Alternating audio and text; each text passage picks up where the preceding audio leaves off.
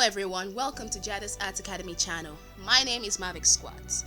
In today's lesson, we'll be discussing about operators in JavaScript, part 1.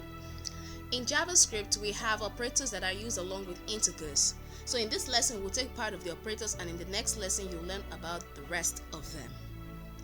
Operators in JavaScript are like addition, subtraction, division, multiplication, and inequality. In JavaScript, equality sign is triple equal sign. Now, it is very important to know that strings containing a number and an actual number are not equal. The example here will show you the difference. To determine if two values are not equal, you use the triple not equal operator. So then we have the greater than and the less than and combined comparison. The greater than and less than operators work along with Boolean. Boolean is a special kind of true or false, special kind of data. Then we have the combined comparison, the greater than or equal to, the less than or equal to.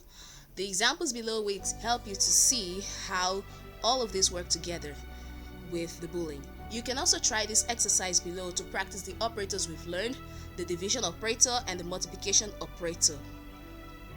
If you have any questions, you can reach us on our Facebook page at Jadis Arts Academy. And you can also practice along using Google Console. These steps below will help you to be able to open the Google Console.